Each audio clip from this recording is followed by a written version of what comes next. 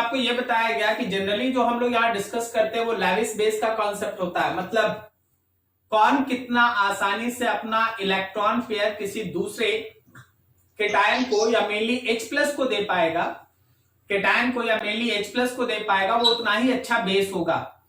Levi's basic nature के basis पे आपको ये सिखाया गया कि अगर हमारे पास एनायंस है जो एक ही पीरियड में बिलोंग करता है, एक ही पीरियड में, जैसे CH3-, NH2-, OH-, F-, अगर हम लोगों के पास इस तरह का कोई एनायन है तो एक पीरियड में जब हम लोग बात करते हैं, तो जैसे जैसे इलेक्ट्रोनेगेटिविटी बढ़ता है वैसे वैसे एनायन का स्टेबिलिटी बढ़ता है, तो उसका बेसिक नेचर घटता है।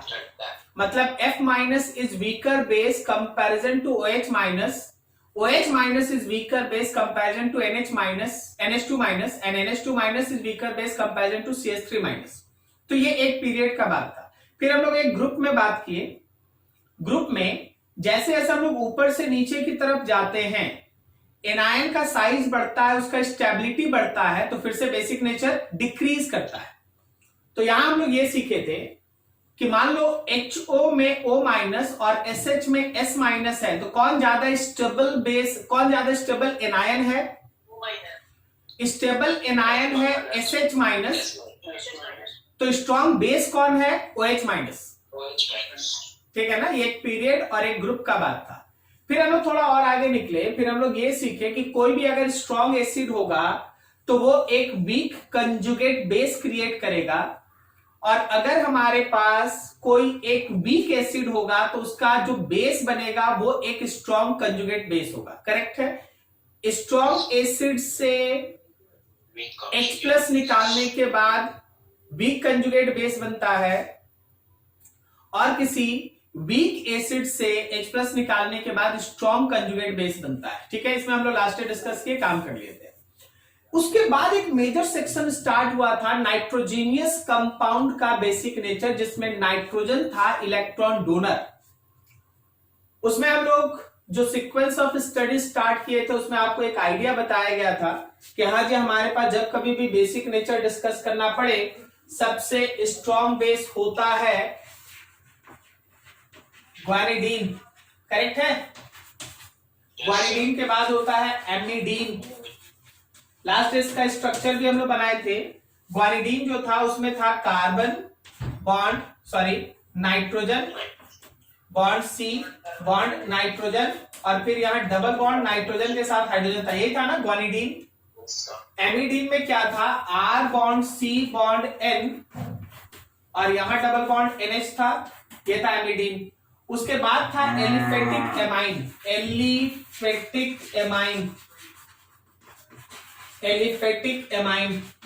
एलिफेटिक एमाइन में जो हम लोग सीरीज स्टडी किए थे वो था 2 डिग्री, उससे कम 3 डिग्री और उससे कम 1 डिग्री। याद है आपको?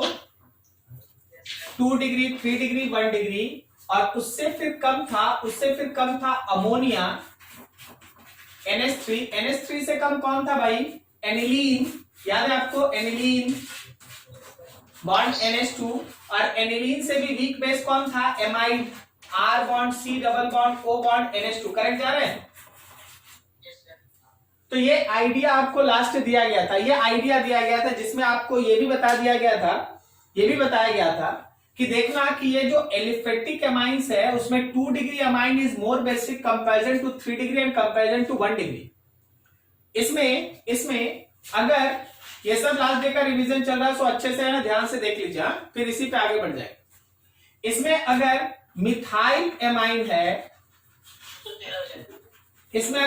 एमाइन है, तो यही ऑर्डर 2 डिग्री, 1 डिग्री और 3 डिग्री होता है। लेकिन मिथाइल एमाइन को छोड़ के आप कोई भी ले लेंगे तो ये ऑर्डर होगा हमेशा 2 डिग्री, 3 डिग्री, 1, 231, 213, 231, 213। एकदम याद रखना है इसको तो अलग ही रखो, मेन यही काम आता है। यहां हम लोग पढ़े, ठीक है। इतना सारा डिस्कशन था। उसके बाद एक और इंपॉर्टेंट डिस्कशन था, उसमें भी बात होना जरूरी है।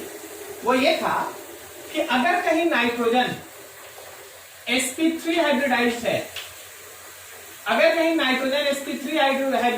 और कहीं का नाइट्रोजन मान लो sp2 हाइब्रिडाइज्ड है, और कहीं का नाइट्रोजन मान लीजिए sp हाइब्रिडाइज्ड है, तो हम लोग ये सीखे थे कि लेफ्ट से राइट की तरफ इलेक्ट्रोनिगेटिविटी ऑफ नाइट्रोजन इंक्रीजेस, क्या सही है? Electronegativity increases. तो बताओ इन सब नाइट्रोजन में कौन है जो अच्छा बेस की तरह काम करेगा? जो लेस इलेक्ट्रोनिगेटिव है, जो लेस इलेक्ट्रोनिगेटिव नाइट्रोजन है इज स्ट्रॉन्ग बेस, ये स्ट्रॉन्ग बेस होगा, ये स्ट्रॉन्ग बेस की तरह काम करेगा। तो sp3 नाइट्रोजन के केस में हम लोग ये ऑर्डर लिख लेते हैं 231। sp3 है तो sp3 में भी 2 degrees more basic comparison to 3 degree and 1 degree. उसके बाद फिर sp2 का बारी आता है, उसके बाद फिर sp का आता है। क्या सही है? लास्ट हम लोग इतना इसमें डिस्कस किए थे। चलो एक छोटा सा क्वेश्चन इसमें लेके चलते हैं, वहीं से फिर स्टार्ट करते हैं आज का क्लास। मान लीजिए हम लोगों के पास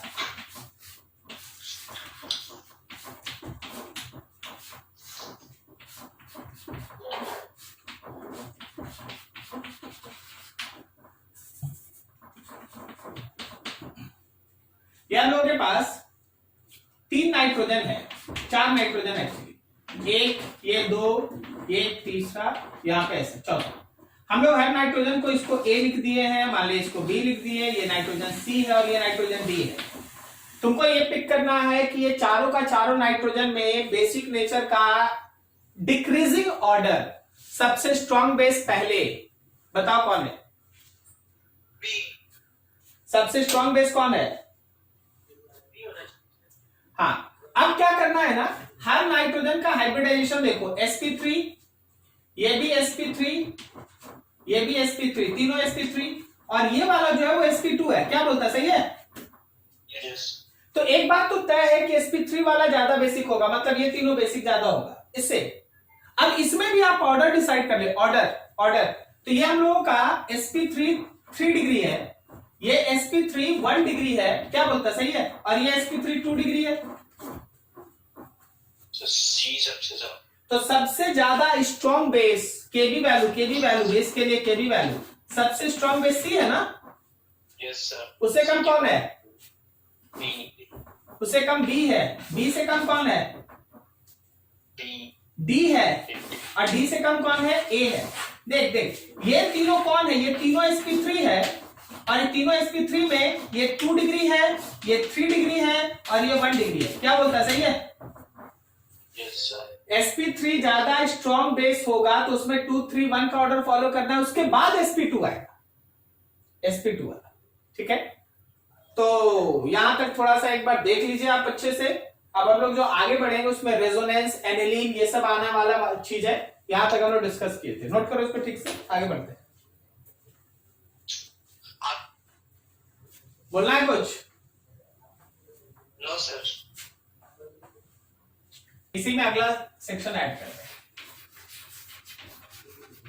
हैं। If there is delocalization of electron, then basic nature decreases।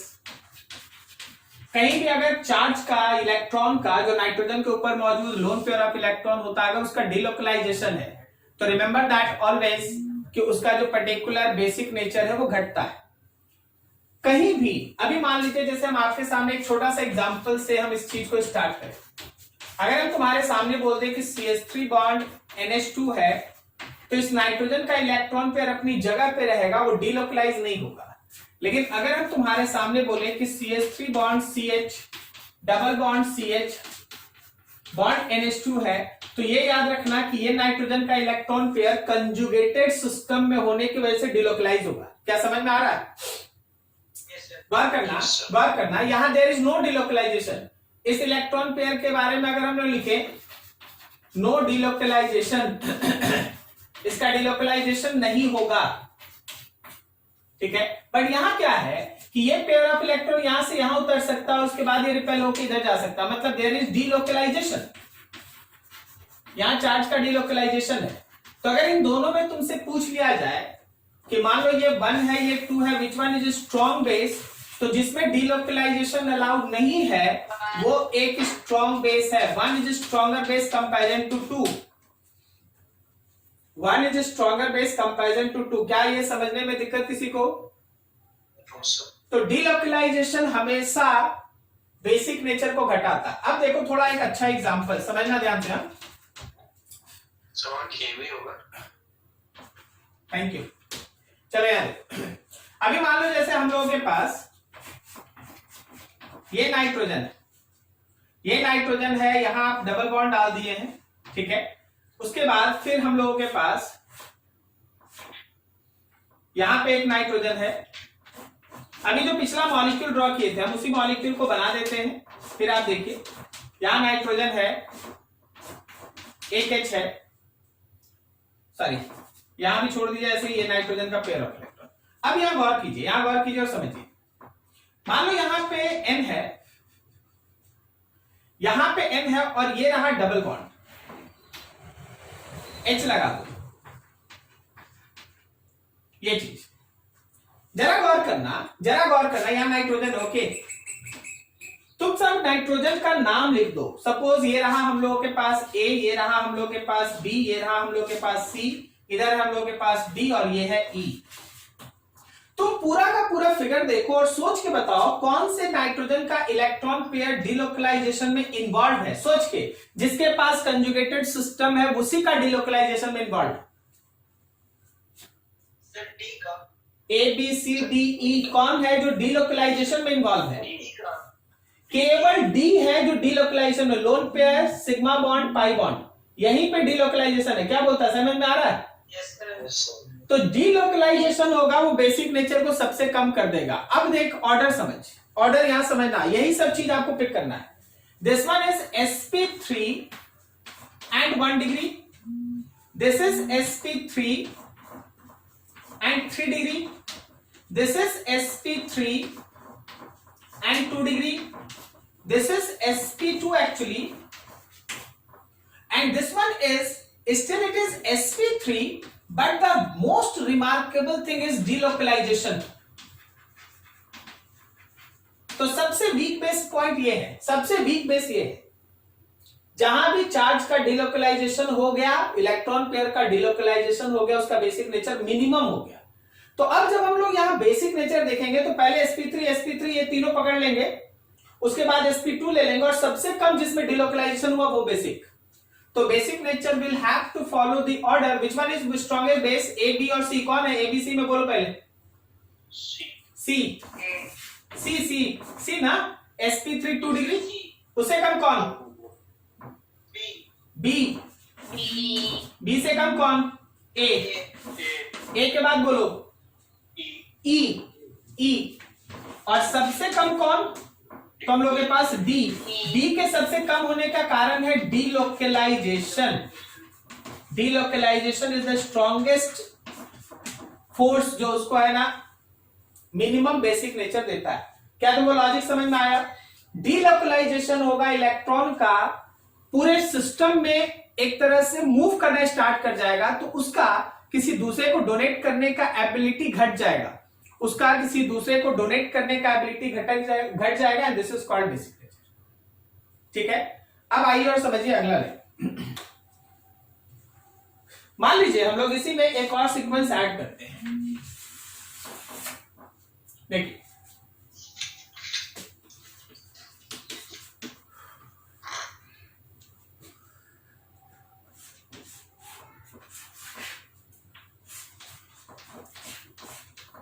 यहां CH3, ये CH3, ये रहा नाइट्रोजन H और H, ये रहा नाइट्रोजन, एक CH3 और एक H। फिर यहां पे है CH2 double bond CH, bond N के साथ H और ये पेयर ऑफ इलेक्ट्रॉन। ठीक है, और यहां पे क्या है, यहां समझना थोड़ा ध्यान से। यहां एक डबल बॉन्ड, यहां एक डबल बॉन्ड और आपके पास यहां पे है CH,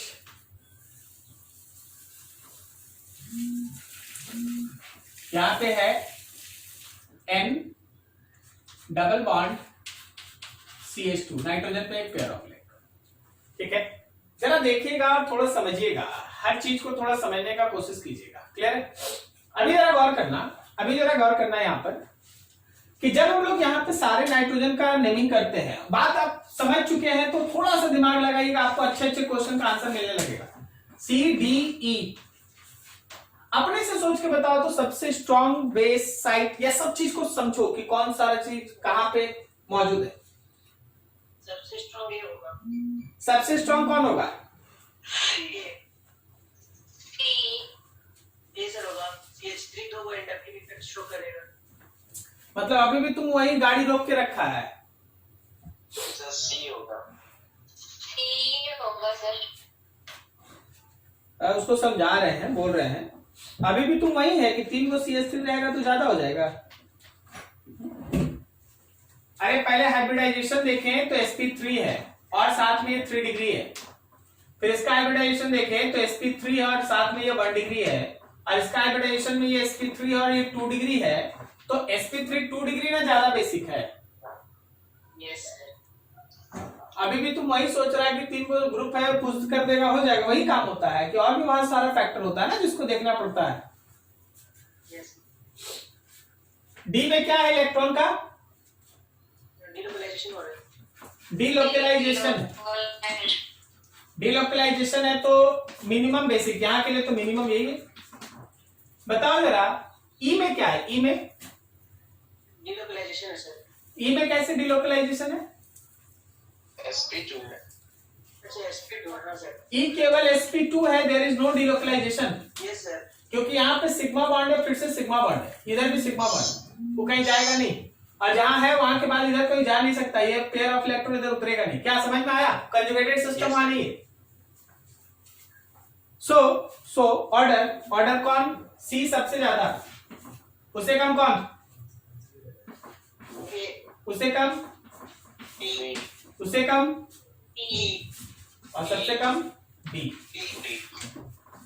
तो ये एकदम फंडामेंटल चीज कि कहीं भी अगर हमारे पास चार्ज का डिलोकलाइजेशन है तो याद रखना उसका बेसिक नेचर कम होता है। चलो नोट करो इसको।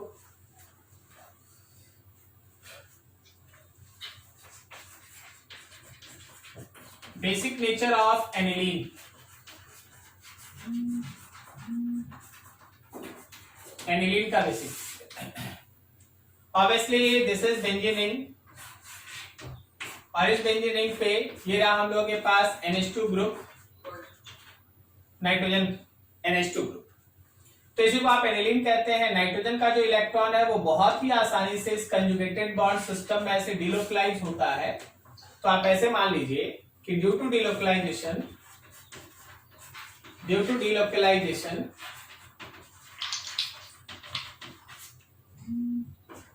इट इज लेस बेसिक, इसका बेसिक नेचर कम। Due to delocalization it is less basic. अब हम आपको एनिलीन वाले सिस्टम में एक ऑर्डर दे रहे हैं, उसको ध्यान रखना।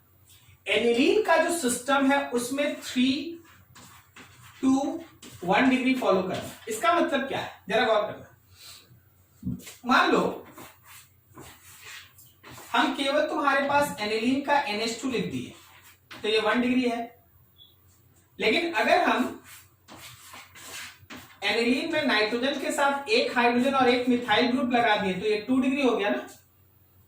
Yes sir. और अगर इसी एनिलीन में इस नाइट्रोजन के साथ 2 को CH3 लगा देते तो क्या ये 3 डिग्री हो जाता? Yes sir. तो अगर एनिलीन में बात किया जाए तो एनिलीन में आपका सीक्वेंस ऑफ बेसिक नेचर होता है 3 to 1। जनरल एमाइंस में कितना होता है? 2 3 1। जनरल एमाइंस में कितना होता है? 2 3 1। मिथाइल एमाइन में कितना होता है? 2 1 3। मिथाइल एमाइन में कितना होता है? 2 1 3। और एनिलीन में कितना होता है? तो 3 2 1। 3 2 1। क्लियर है? 3 सबसे ज्यादा बेसिक। तो अगर हम लोग यहां बात करें तो इससे स्ट्रॉन्ग बेस ये है और उससे स्ट्रॉन्ग बेस ये। तो देख हुआ क्या, जहां कहीं भी एनिलीन रहेगा, aniline is less basic then aliphatic amine. Aniline का जो बेसिक नेचर है वो एलिफेटिक एमाइन से कम है। एलिफेटिक एमाइन से कम है, ठीक है। लेकिन एनिलीन में भी अगर ऑर्डर पता करना रहा तो 3 to 1 को फॉलो करेंगे। This is just a start. Now see that. अब आगे देखो और समझो धीरे धीरे। मान लो जैसे हम एक छोटा सा एग्जांपल आपके पास रखते हैं, कुछ ऐसा कि देखो भाई, ये रहा NH2,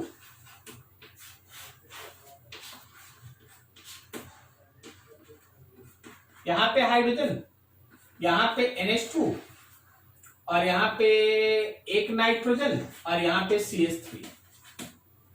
ठीक है, ऐसा। और एक और डालना चाहते हैं, एक और देखो जरा, यहां पे डाल देते हैं N बॉन्ड CH3 और H, और ये पेयर ऑफ इलेक्ट्रॉन। अब थोड़ा अच्छे से समझते चलना, ठीक है।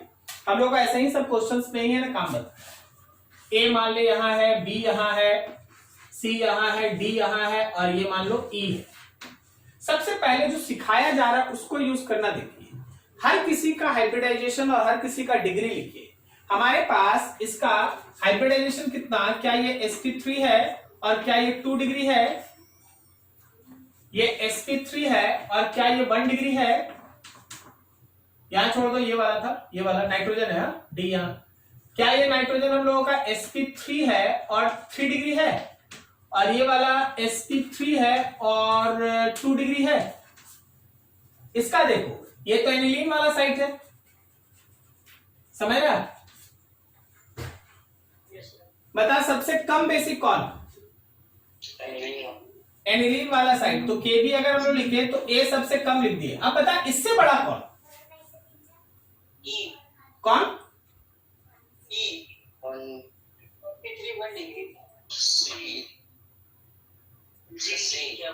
बस देखिए आप क्या कर, हाँ ठीक। आप है ना इसको भूल गए, हम वही तो बोल रहे हैं, यहां का नाइट्रोजन भी तो डिलोकलाइजेशन में है। Yes sir. नहीं समझा? Yes sir. वो नाइट्रोजन का भी तो इलेक्ट्रॉन पे डिलोकलाइजेशन में है ना। तो भाई ध्यान रखना, ए के बाद भले ही sp3 2 डिग्री है लेकिन होगा बी, क्योंकि उसमें डिलोकलाइजेशन है। क्या बोलता है?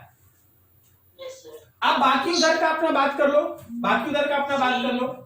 सी सबसे ज्यादा ना, सी तो सबसे ज्यादा, और सॉरी ई है, ई सबसे ज्यादा। इससे बड़ा कौन, सी 1 डिग्री, और सबसे इसके बाद कौन, डी। क्या समझ में आ रहा है ये बात? ये दोनों क्या, ये एनिलीन है, चल सबसे कम हो गया। इसमें क्या था, डिलोकलाइजेशन था, एनिलीन नहीं था लेकिन डिलोकलाइजेशन था। ठीक है, फिर ये क्या था, ये हम लोग का कितना था, 1 डिग्री था, 1 डिग्री sp3 था। फिर ये कौन था, ये हम लोग के पास 3 डिग्री sp3 था। और ये कौन था, तो 2 डिग्री और sp3। इतना सारा क्वेश्चन आप खींचेगा ना, आपको याद हो जाएगा। बस खाली मेरे साथ चलते रहिए, छोड़िए मत। छोड़ना कहने का मतलब होता नहीं चलो कुछ बता रहे, वैसे नहीं, हम भी साथ में हैं, हम भी आपके साथ बोल रहे हैं। गलत हो रहा है, हम बोल रहे हैं, हम आपके साथ हैं लगे हुए। क्या ये समझ में आया? ठीक है, तो एनिलीन डिलोकलाइजेशन, चलो भाई हटा दो सबसे कम, इसमें डिलोकलाइजेशन लेकिन एनिलीन नहीं है, तो भाई इससे ज्यादा। अब उसके बाद बाकी सीक्वेंस जैसे है वैसे चलेगा। क्लियर है? ठीक, अगला, in case of aniline, groups का अपना एक इफेक्ट होता है, ग्रुप्स का अपना एक इफेक्ट होता है। मान लो जैसे हम लोगों के पास एनिलीन है, ये NH2 ग्रुप है, और यहां पे जो हमारा रिंग है उसके पास कोई एक इलेक्ट्रॉन डोनेटिंग ग्रुप है, इलेक्ट्रॉन डोनेटिंग ग्रुप, या फिर बोलो इलेक्ट्रॉन पुशिंग ग्रुप। अपने से सोचो, अगर इलेक्ट्रॉन पुश किया जाएगा तो ये इसका बेसिक नेचर बढ़ा देगा या घटाएगा? बढ़ाएगा। सो याद रखना कि basic nature increases, basic nature increases. लेकिन इसी में अगर हम लोगों के पास इलेक्ट्रॉन विड्रॉइंग ग्रुप मौजूद है, कोई जो इलेक्ट्रॉन को अपनी तरफ खींचेगा, याद रखिएगा कि basic nature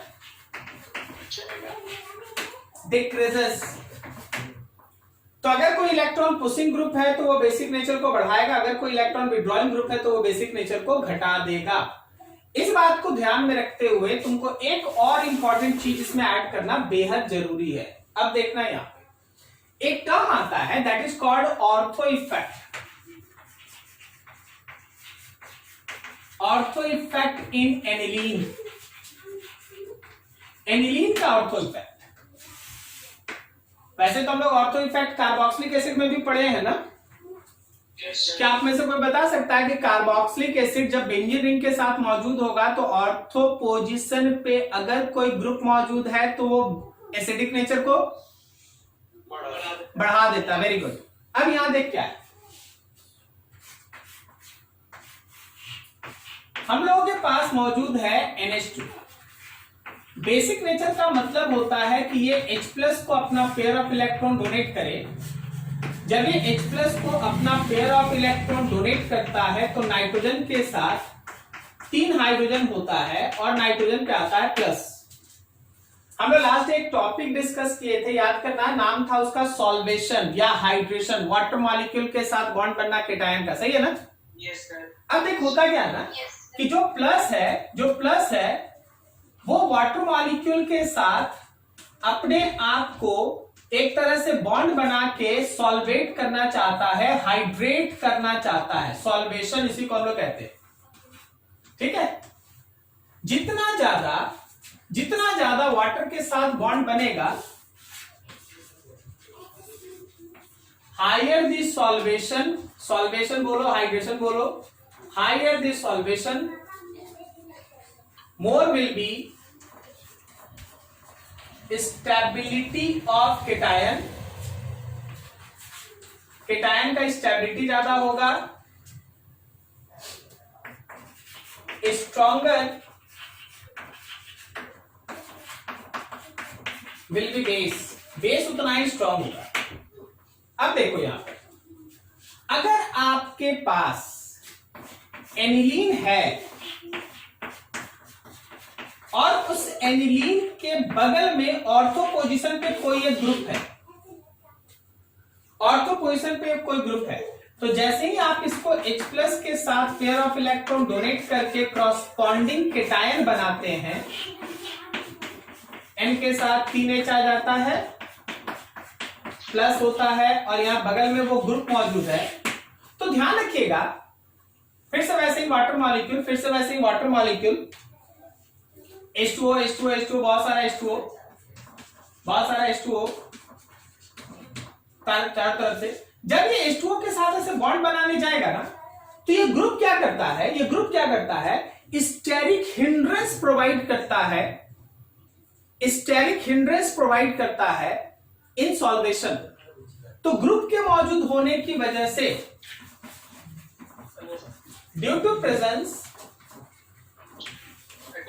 of group at ortho position, sir क्या लिखा है? due to presence of group at ortho position, there is steric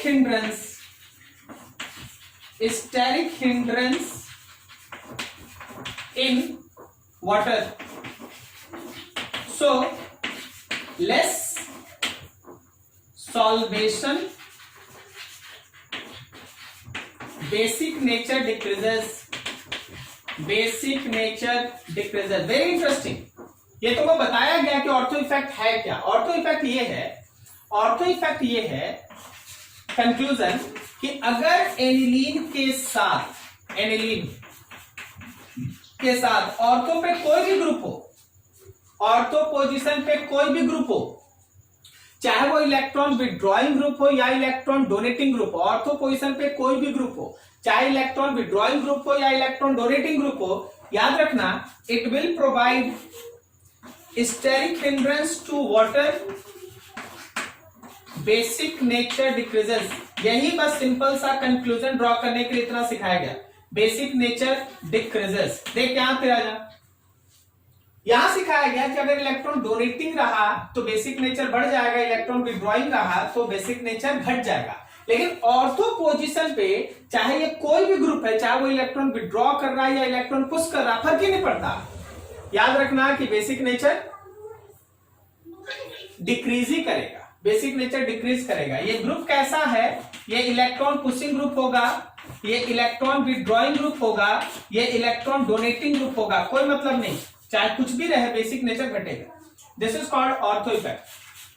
बाकी सब काम के लिए तो देखो ये वाला बात काम करेगा मेटा और पारा पे, ये वाला भी बात काम करेगा मेटा और पारा पे।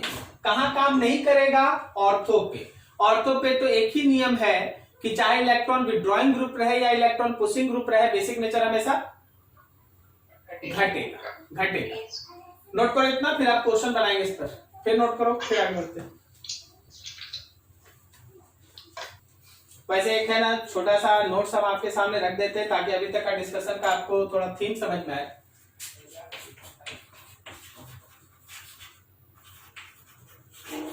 इन कार्बोक्सिलिक एसिड हम लोग ये पढ़े थे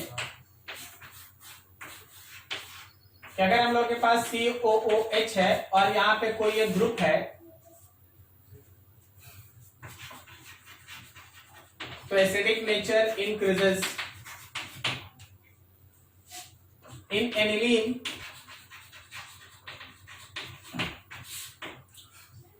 हम लोग अभी एनिलीन में ये पढ़े हैं कि यहां अगर कोई ग्रुप है तो याद रखना कि बेसिक नेचर डिक्रीजेस। दोनों में ऑर्थो पे ही है, लेकिन एक में एसिडिक नेचर बढ़ रहा है, एक में एसिडिक नेचर घट रहा है। सॉरी, एक में एसिडिक नेचर बढ़ रहा है, एक में बेसिक नेचर घट रहा है। अब देखो जैसे एक एग्जांपल समझना, ये रहा हम लोगों के पास NH2, यहां मौजूद है CH3, ये रहा NH2, यहां मौजूद है CH3, फिर ये रहा NH2, यहां मौजूद है NO2, उसके बाद फिर ये रहा NH2, यहां मौजूद है NO2, ये रहा NH2, यहां मौजूद है NO2। अभी ये रहा NH2, यहां मौजूद है OCH3,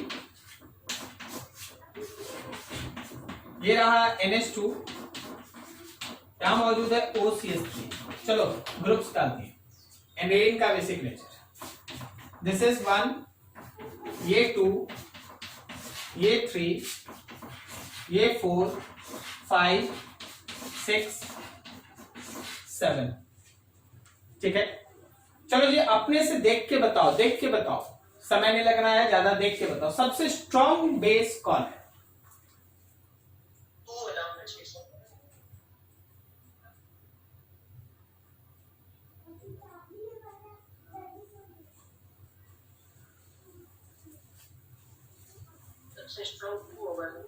सबसे स्ट्रॉन्ग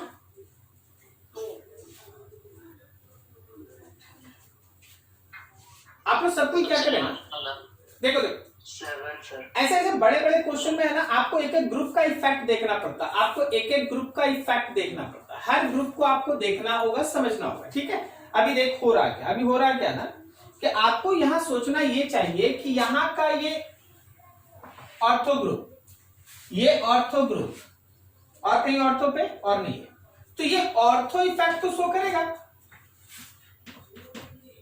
ऑर्थो इफेक्ट में बेसिक नेचर घटता है, क्या सही है ना? अब उसके साथ क्या है ना कि ये CH3 क्या है, ये CH3 इलेक्ट्रॉन को पुश करेगा, सही है ना?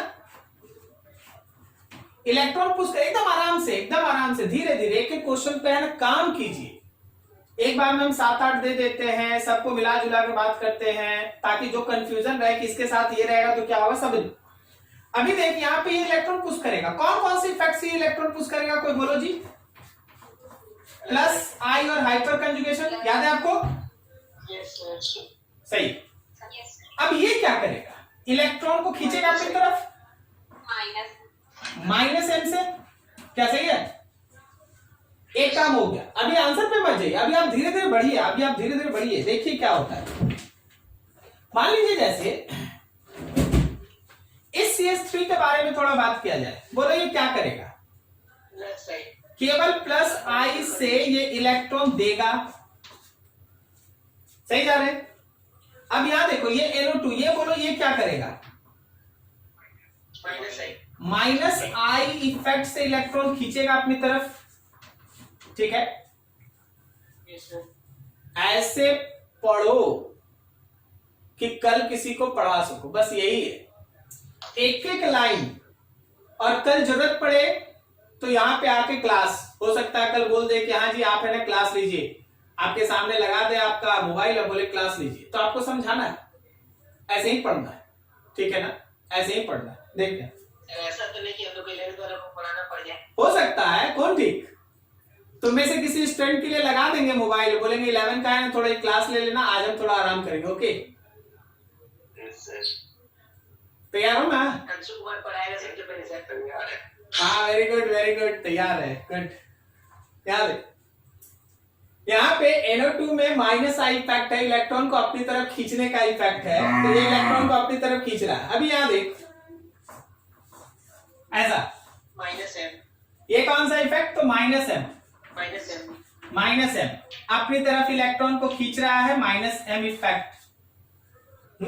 फिर यहाँ देखो ये क्या करेगा, बोलो बोलो सब कुछ बोलो, यहाँ क्या करेगा ये? प्लस आई, गलत हो गया, माइनस आई। यहाँ इलेक्ट्रोनिगेटिविटी ऑक्सीजन का, अच्छा मेटा पोजीशन पे कोई भी ग्रुप है ना तो वो इंडक्टिव इफेक्ट ही शो करेगा। अब तुमको क्या करना चाहिए ना, देखना चाहिए कि वो इलेक्ट्रॉन खींचने वाला है कि इलेक्ट्रॉन देने वाला है। इलेक्ट्रॉन पुशिंग में तो आप CH3 वाला ही सीक्वेंस जानते हैं ना, Yes, sir. ठीक है? तो यहाँ देख OCH3 है, मोर इलेक्ट्रोनिगेटिव, ये अपनी तरफ इलेक्ट्रॉन को खींचेगा, माइनस आई। लेकिन अगर वही ग्रुप OCH3 अगर पारा पोजीशन पे है तो क्या होगा बोलो? Plus M. Plus M. Plus M, pair of electron donate कर सकता है, प्लस एम इफेक्ट शो कर सकता है, हो गया। अब देखो यहां पे ध्यान से, ऑर्थो वाले दोनों का बेसिक नेचर घटेगा, ऑर्थो पे है तो बेसिक नेचर कम है। अब बेसिक नेचर घट रहा है, लेकिन एक इलेक्ट्रॉन दे सकता है, एक इलेक्ट्रॉन खींच सकता है, तो 1 और 3 में लीस्ट बेसिक कौन? 3। क्या सबको समझ में आया? 1 और 3 में लीस्ट बेसिक कौन? 3। तो हमारे पास आया सबसे कम बेसिक में केबी ऑर्डर देखो 3 से ज्यादा कौन? 1। चलो हो गया 2 को। अब उसके बाद आगे बढ़ो, अब अगला, अब देखो जो लोग इलेक्ट्रॉन डोनर है वो एक अच्छा बेस है, और जो भी इलेक्ट्रॉन खींच रहा है वो वीक बेस है, सही जा रहे हैं? Yes. तो इससे ज्यादा में तो वही आएगा 4, 5 और 6 में से कुछ होगा। अब तुमको डिसाइड करना है। Sir, 5. 5 एक अच्छा इलेक्ट्रॉन विड्रॉइंग ग्रुप है, तो इसका बेसिक नेचर कम। 5 से ज्यादा कौन बोलो? 4 और 6। 4 और 6 कौन? 3 कहां से होगा? 3 तो हो गया वहां पे। हाँ, हो गया 3 हो गया, यस चल 5, 4 और 6 में बोल कौन ज्यादा स्ट्रॉन्ग इलेक्ट्रॉन खींचता है, NO2 या OCH3? इंडक्टिव इफेक्ट में NO2 is much higher comparison to OCH3। अपना ऑर्डर याद कीजिएगा, कॉपी पे लिखा हुआ, यस सर, ठीक है? तो 4 के बाद कौन? 6। अब देखो, अब इलेक्ट्रॉन डोनेट करने वाला कौन है? 2 है, और कौन है भाई? और 7, तो कौन होगा बोलो? 2, और सबसे स्ट्रॉन्ग कौन है? 7। अच्छे से एक एक लाइन समझिए। इन दोनों के कम होने के पीछे का लॉजिक हो गया है ऑर्थो इफेक्ट, और इसके और कम होने के पीछे का लॉजिक हो गया है माइनस एम, और इसका था प्लस आई, हाइपर कंजुगेशन, सही ना? Yes. यस सर, देखते चलना। अब देख यहां से यहां तक 5, 4 और 6 में था कौन? तो इलेक्ट्रॉन विड्रॉइंग ग्रुप था, इसलिए बेसिक नेचर कम था, और इन दोनों में इलेक्ट्रॉन डोनेटिंग ग्रुप था, सही जाना है? Yes, sir. तो इलेक्ट्रॉन विड्रॉइंग ग्रुप का बेसिक नेचर कम होगा ही, इलेक्ट्रॉन डोनेटिंग का बेसिक नेचर ज्यादा होगा। अब इसमें क्या प्रॉब्लम था, तो 5 इसलिए वीक था क्योंकि इसमें स्ट्रॉन्गेस्ट -m था। क्या सही है? इसमें 4 में क्या था, 4 में क्या था, 4 में क्या था, देखो -i था, स्ट्रॉन्ग -i था। और फिर 6 में क्या था, 6 में भी -i था लेकिन वीक था, -i था लेकिन वीक था। क्या सही जा रहा है? अब बता 2 में क्या था, +i था ना, +i था। और 7 में क्या था, +m था। ऑब्वियसली +m ज्यादा स्ट्रॉन्ग था। रीजन तलाशिए, रीजन जहां तलाश लिए ना, कोई क्वेश्चन होगा बनना ही है। आप इसको रट नहीं सकते। आप कैसे सोच सकते हैं कि मान लो जैसे एज ए टीचर आप कैसे सोच सकते हैं कि आपका स्टूडेंट केवल है ना 1 ही 2 क्वेश्चन पूछेगा, वो तो कहीं से भी पूछेगा। आपको ये ऑर्डर समझ में आना चाहिए कि हाँ होता क्या है। बाकी आप जो क्वेश्चन उठाना उठाते रहो, बनते रहेगा। नोट करो इसको, फिर अगला इफेक्ट इसमें जोड़ेंगे। नोट करो इसको अच्छे से, लाइन पे है ना, अच्छे से गौर करो, चीज को समझने का कोशिश करो। चलो एक छोटा सा क्वेश्चन इसमें ऐड करते हैं, तब तक आप देख भी रहे हैं ताकि आप इसको बना सकते हो।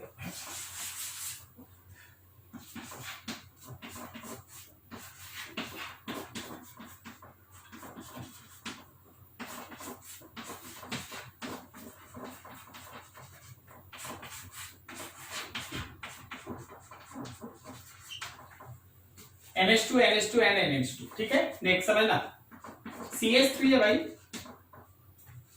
यहां पे C के साथ थोड़ा छोटा बन गया है, कोई बात नहीं, आप समझ लीजिएगा।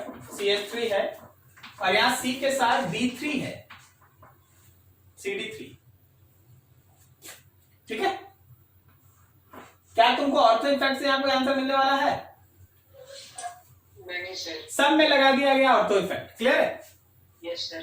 अब आप सोचिए तो 1, 2 और 3 में कौन ज्यादा स्ट्रॉन्ग बेस? 1 स्टेरिक हिंड्रेंस कम है। जब ऑर्थो इफेक्ट जब तुमको मदद ही नहीं करेगा तो फिर स्टेरिक हिंड्रेंस सोच के क्या फायदा? सब में वो स्टेरिक हिंड्रेंस सब में है, तो बाकी सारा फैक्टर्स के बारे में सोचो। Okay 2, 3, 1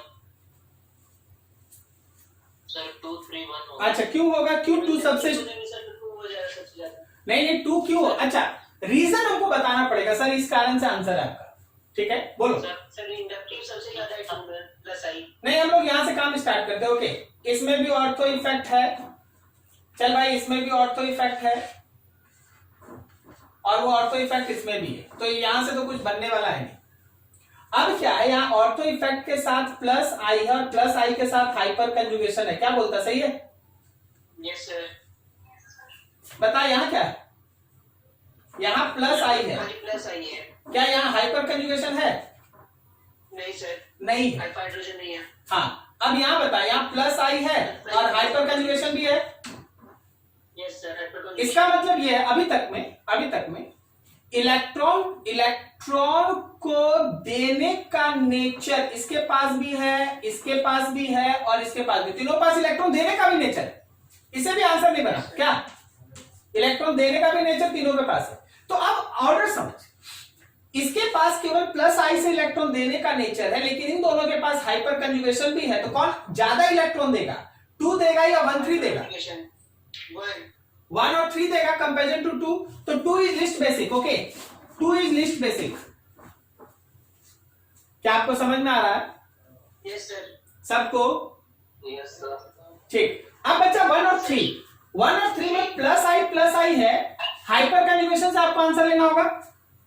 yes sir. कौन अच्छा हाइपर कंजुगेशन शो करता है, CH3 की CD3?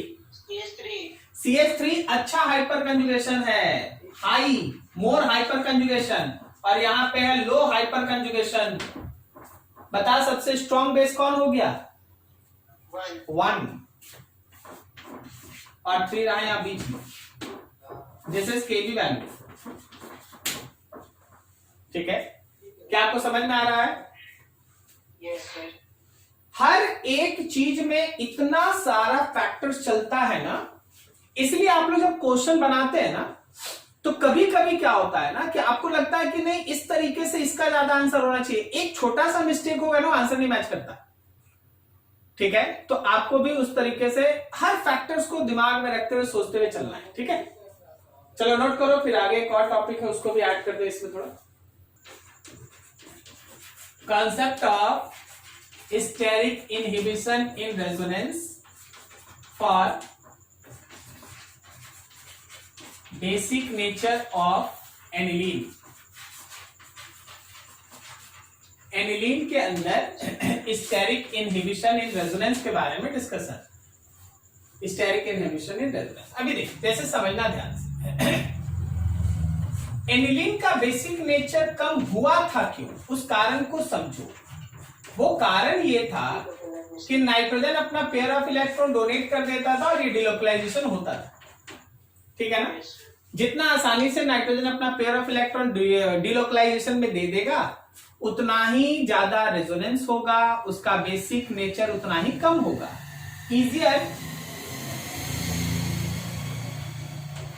easier the delocalization,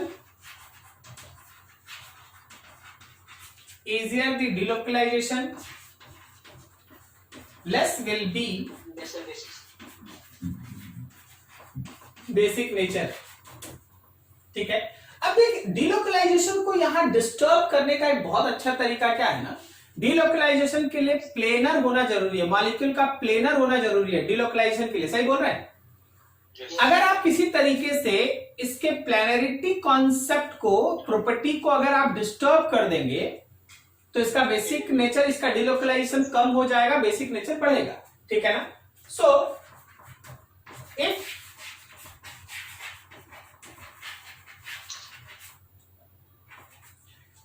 planarity will lose delocalization decreases basic nature increases। Clear है? अब इसके प्लेनरिटी को लॉस करने का तरीका है स्टेरिक इनहिबिशन इन रेजोनेंस। आपको पहले ये टॉपिक पढ़ाया गया है, सो थोड़ा समझने का कोशिश कीजिए। मान लीजिए हम लोगों के पास एनिलीन है और इस एनिलीन के साथ यहां पे CH3 है। ठीक है, और इस एनिलीन के साथ, या एनिलीन नहीं रखते हैं, यहां पे एनिलीन की जगह पे है ना ग्रुप्स और बड़ा कर देते हैं। क्या आपको एक लाइन याद है कि NH2 SIR ना शो करता ना एक्सपीरियंस करता है? आपको पढ़ाए थे ना, NH2 ना शो करता ना एक्सपीरियंस करता है, इसलिए NH2 हटा देते हैं, उसके जगह पे कोई ग्रुप लेते हैं जो दिखाएगा। ऐसा एक CH3 डाल दिए और इसमें क्या किए, इसमें ऐसा ऐसा 2 CH3 डाल दिए। ठीक है, अब जरा गौर करना, यहां पे इस क्वेश्चन सेट का कॉन्सेप्ट ऑर्थो इफेक्ट नहीं है, यहां पे इस क्वेश्चन सेट का कॉन्सेप्ट है ना SIR है। ठीक है ना, ऑर्थो इफेक्ट एनिलीन में था, या एनिलीन देखो NH2 हटा के उसके जगह पे 2 CH3 डाल के उसको स्टेरिक हिंड्रेंस में ले आया गया। क्या आप समझ पा रहे हैं बात को? Yes sir. ठीक है, अब देखिए हो क्या रहा है। जब मेरे पास यहां पे एक CH3 ग्रुप है और यहां पे एक CH3 ग्रुप है, तो ध्यान रखना कि ये वाला जो मेरा नाइट्रोजन के साथ 2 CH3 है, वो अब इसको प्लेन में थोड़ी ना छोड़ेगा, या तो प्लेन के बाहर निकाल देगा या प्लेन के अंदर, आउट ऑफ प्लेन। और जैसे ही आउट ऑफ प्लेन हुआ, नाइट्रोजन पेयर ऑफ इलेक्ट्रॉन ये डिक्रीज करेगा, नाइट्रोजन का जो रेजोनेंस में पेयर ऑफ इलेक्ट्रॉन जा रहा था वो घटेगा, बेसिक नेचर इंक्रीज करेगा, बेसिक नेचर इंक्रीजेस। क्या तुमको समझ में आया? Yes sir. तो जितना ज्यादा SIR होगा बेसिक नेचर उतना ही ज्यादा इंक्रीज करेगा। Basic nature increases proportional SIR। Steric inhibition in resonance जितना ज्यादा बढ़ेगा बेसिक नेचर उतना ही ज्यादा इंक्रीज करेगा। क्या समझ में आया ये?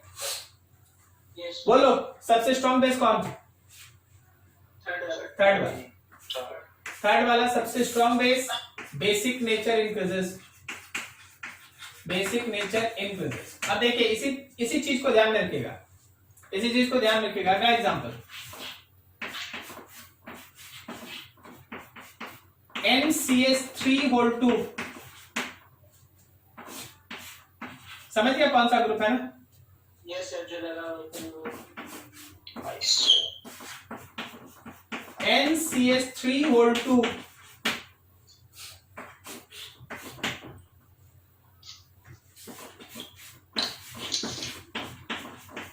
NCH3 2।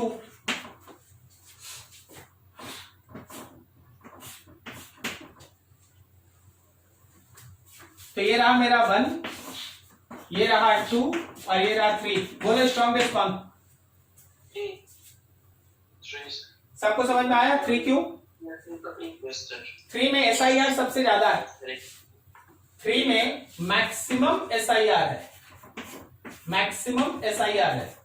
ठीक है, तो ऑब्वियसली उसका बेसिक नेचर सबसे ज्यादा है। तो केबी वैल्यू अगर हम लोग लिखेंगे तो 3 का सबसे ज्यादा, उससे कम बोलो 1 और सबसे कम कौन? 2। ये रहा उसका बेसिक नेचर। ठीक है, Yes sir. हाँ वेरी गुड। अच्छा चलो इसको देखो तो एक एग्जाम्पल। ये मान ले NH2 है, NH2 और यहां पे लगा है NO2 और ये मेरा NH2 है, यहां NO2 है, यहां एक ऐसा ग्रुप है, यहां एक ऐसा ग्रुप। बोलो 1 और 2 विच इज स्ट्रॉन्ग बेस? हाँ SIR NH2 तो शो नहीं करेगा, इसलिए NO2 को इशू करना पड़ेगा। हाँ NO2 ही शो करेगा क्योंकि उसी के बगल में ग्रुप C है। सही, एकदम सही बोले अंशु, उसको कंप्लीट करना चाहिए। हाँ आधे अधूरा, चलो ठीक, कोई बात। देखो यहां पे क्या है ना कि यहां पे जो SIR है, SIR makes NO2 out of plane, NO2 out of plane. So minus M effect decreases. उसका माइनस M इफेक्ट, इलेक्ट्रॉन खींचने का इफेक्ट घटता है। Basic nature increases. सही ना? Yes. That's why 2 is more basic comparison to 1. 2 is more basic comparison to 1. Clear है? एक तो कंपैरिजन है।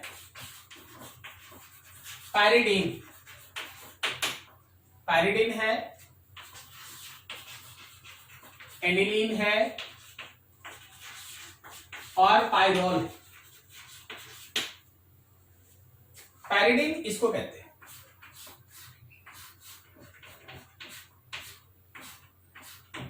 फॉर्मूला हो गया C5H5N। नाइट्रोजन के पास एक पेयर ऑफ इलेक्ट्रॉन। फिर हम लोग के पास एनिलीन है, ये NH2 और पाइरोल आप किसको कहते हैं?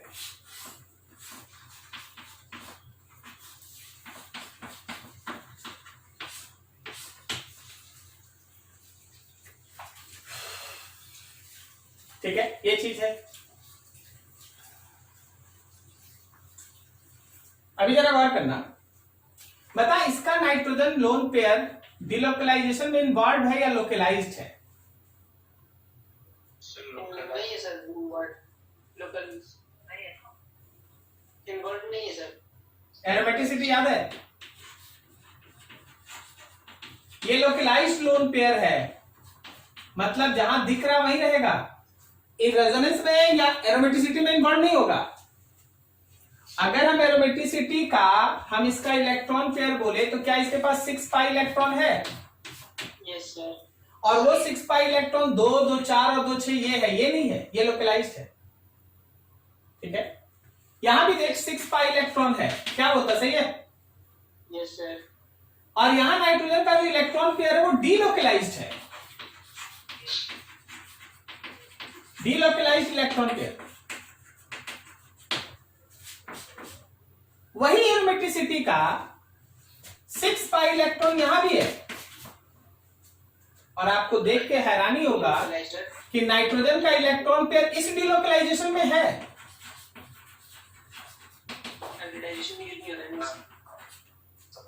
देखो जी, हम कुछ नहीं बता रहे, तुम अपने से देख के बोलो सबसे स्ट्रॉन्ग बेस कौन? सबसे स्ट्रॉन्ग बेस सब कोई ट्राई कीजिए, सबसे स्ट्रॉन्ग बेस कौन? सबसे पहले first one. Very good, pyridine. कारण इसका इलेक्ट्रॉन जहां है वहीं है, डिलोकलाइजेशन में इन्वॉल्व है ही नहीं, तो आसानी से इलेक्ट्रॉन पेयर डोनेट करेगा, आसानी से डोनेट करेगा, वो एक स्ट्रॉन्ग बेस है pyridine.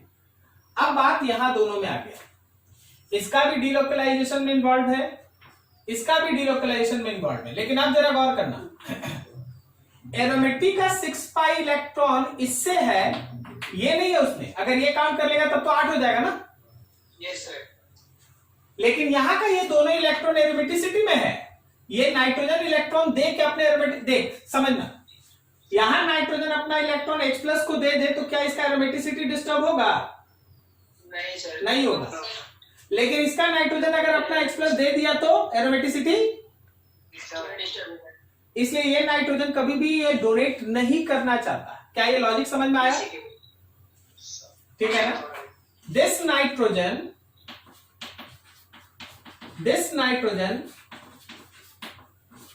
Can not donate electron pair to H plus because it loses its aromaticity.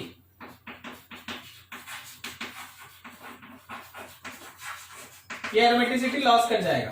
So least basic, ये सबसे कम बेसिक है। तो सबसे स्ट्रॉन्ग पायरिडीन, उसके बाद एनिलीन, और एनिलीन से भी कम कौन? पायरॉल। समझ में आया क्या? तो इस तरह का भी कॉन्सेप्ट आपको यूज करना पड़ेगा। डाउट है, हाँ बोलो। जैसे कि सर अगर हम लोग इसमें से OH माइनस निकाल दें, OH माइनस कहां से निकालेगा? मतलब हाइड्रोजन अगर निकाले सेकंड वाला में, थर्ड वाला में से, हाइड्रोजन निकालेगा तो H प्लस हो जाएगा। ये सर कुछ स्टेबिलिटी इसका सबसे ज्यादा कम होगा ना। एक मिनट, हाइड्रोजन निकालना is the concept of acidic acids, acid से H प्लस निकालिए। अच्छा हाँ, ये सर बेसिक नेचर का कॉन्सेप्ट है electron pair donating ability, electron कितना आसानी से डोनेट होगा। यही तो हम लोग आज स्टार्ट में भी रिवीजन कर रहे थे, यही बोले ना कि जितना आसानी से इलेक्ट्रॉन पेयर डोनेट होगा उतना अच्छा बेस। सर हाइब्रिडाइजेशन से भी तो बोल सकते हैं सर। बोलो जी बोलो। पायरोल का sp2 होगा तो उसका कम होगा। sp2 पायरोल का, हाँ हाँ ठीक है, sp2 है। ये बोलो ना, पायरिडीन में कितना है? पायरिडीन का भी sp2 है। ठीक, sp3 है। नहीं पायरिडीन का sp2 है, हाँ sp2 है। sp2 है। और पायरॉल का कितना है? sp3। sp3।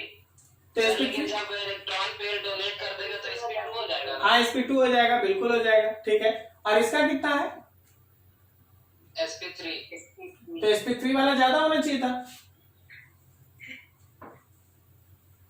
हाँ वही बोल रहे हैं सर कि जो आप बोले हैं सर कि क्या बोलना चाह रहे हैं? तुम जानेगा क्या? सोच लो सर, एरोमेटिसिटी का कॉन्सेप्ट के बिना भी तो हम हाइब्रिडाइजेशन से बता सकते हैं कि पायरोल कम होगा।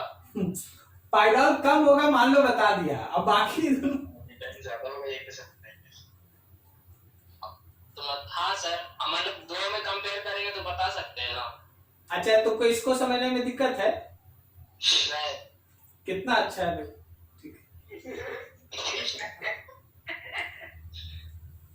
सर मेरा कॉन्सेप्ट गलत है सर। नहीं, हाँ देखो, हम क्या बोल रहे हैं ना, आप उस कॉन्सेप्ट से इस तरह के मिक्सचर का आंसर नहीं दे पाएंगे आप। हाँ, कहीं कहीं आंसर आपका मिलेगा, बिल्कुल मिलेगा, क्यों नहीं मिलेगा। आपको भी वो कॉन्सेप्ट जो मिला है वो किसी का बनाया हुआ कॉन्सेप्ट ही ना है। हो सकता है वो 10 में से किसी 4 जगह पे काम आए। हम काम बोल रहे काम नहीं आएगा, लेकिन एक ही कॉन्सेप्ट से अगर सब कुछ बन जाता तो फिर पिछला 4 क्लास से हम लोग क्या कर रहे हैं, आप समझ रहे हैं ना क्या बोल रहे हैं। Yes sir. इतना क्लोज कॉल जब रहेगा तो तुमको उतना ही क्लोज सोचना भी पड़ेगा, ठीक है। तो आपका कॉन्सेप्ट एकदम सही है कि सर यहाँ sp2 हो जाएगा, यहाँ sp2 हो जाएगा, तो यहाँ sp2 हो जाने से इसका बेसिक नेचर जो है वो कम होगा, बिल्कुल सही हो। लेकिन किसके साथ कंपैरिजन। अच्छा, हम लोग क्या कर रहे हैं, हम लोग क्या बोल रहे हैं, बता ए, इसको देख, सोच के बताना, देखना कितना सिंपल सा चीज हम लोग पढ़ रहे हैं। बताइए, स्ट्रॉन्ग एसिड है, स्ट्रॉन्ग बेस है या वीक बेस है? ये स्ट्रॉन्ग बेस है या वीक बेस है? एकदम सही। अरे भाई, इसके बगल में वो लिखना पड़ेगा तब कंपेयर करेगा तुम, समझा। तो तुम अकेले बोलेगा कि सर ये sp2 हाइब्रिडाइज्ड है इसलिए है ना ये एक वीक बेस है, नहीं, तुमको इसको किसके साथ कंपेयर करना है। समझ में आ रहा है ना? Yes sir. ठीक, चलिए, समझ में आया, कोई दिक्कत नहीं ना। अच्छा चलिए, ऐसे ही क्रॉस क्वेश्चन होते रहने से डिस्कशन इज बेस्ट पार्ट, और ये सबसे अच्छा चीज है। जितने देर तक आप इस बोर्ड पे इसके बारे में बात करते रहिएगा ये उतना ज्यादा आपके दिमाग में जाते रहेगा, ठीक है। जितने देर तक आप बात कीजिएगा उतना ज्यादा ये दिमाग में है ना इंटर करता है। तो ये तरीका होता है पढ़ने का, ये तरीका देख, जैसे एक मॉलिक्यूल में देख, एक मॉलिक्यूल मान लो जैसे हम एक छोटा सा क्वेश्चन क्राफ्ट करते हैं, इसी को मिला के एक क्वेश्चन बनाते हैं। Nitrogen double bond double bond double bond, यहां पे देखो इसका डबल बॉन्ड हो गया ना, यहां डबल बॉन्ड, यहां डबल बॉन्ड डाल दो, यहां डबल बॉन्ड, ठीक है। और आपके पास यहां से एक आगे बढ़िए, इसको बनाइए किसी तरह से, यहां पे डबल बॉन्ड है, और एक डबल बॉन्ड डालो, सपोज यहां डबल बॉन्ड नहीं होगा, 5 बॉन्ड हो जा रहा है ना।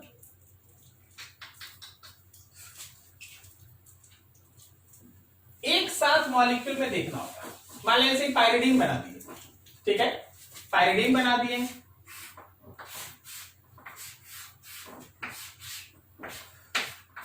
यहां पे एक NH2 डाल दिए। अब देख, ये पायरिडीन का साइड, ये एनिलीन का साइड, ठीक है। एक नीचे में इसको डालते हैं, एक नीचे में इसको ले आते हैं किसी तरह से, N हो गया। ये देखो, ये पायरोल का साइड क्या बोलता, देख लिया, एक पायरिडीन का साइड हो गया, एक पायरोल का साइड हो गया, एक एनिलीन का साइड हो गया। अब तुमसे बोल दे कि देखो भाई, ए है, ये बी है, ये सी है, तीनों को बेसिक नेचर पे सजाओ, क्या? तो हम तुमको तोड़ तोड़ के दिखा दे, तुम्हारी यूज आप देखे ना, आपके सामने क्वेश्चन बन रहा है ना कि कैसे तैयार होता है क्वेश्चन, उसी तरह से आपको उसी तरह से सोचना। तो अभी हम लोग बोलेंगे तो ए इज स्ट्रॉन्गेस्ट बेस, उससे कम कौन हो गया भाई, सी हो गया, और सबसे कम कौन हो गया, बी हो गया। उसका रीजन कहां है, तो उसका रीजन ये रहा, उसका रीजन ये रहा, ठीक है। नोट करो तो यहां तक, ठीक है। लेकिन ये एरोमेटिसिटी का इलेक्ट्रॉन नहीं है, बात समझ में आ रहा है ना, डेलोकलाइजेशन में है। हाइब्रिडाइजेशन थोड़ा हम पूछना चाहते हैं, हाइब्रिडाइजेशन चलो देखना, तो इसका हाइब्रिडाइजेशन sp2 इलेक्ट्रॉन लोकलाइज्ड, कोई बता इसका हाइब्रिडाइजेशन, sp3, ठीक है, sp3 कब, जब आप इसको डीलोकलाइजेशन में नहीं लेंगे, जैसे ही आप उसको डीलोकलाइजेशन में लेंगे, इट्स हाइब्रिडाइजेशन इज sp2। और ये बताओ sp2, क्योंकि आपको लेना ही पड़ेगा इसको डीलोकलाइजेशन में, क्योंकि उसी से एरोमेटिसिटी। चलो ठीक,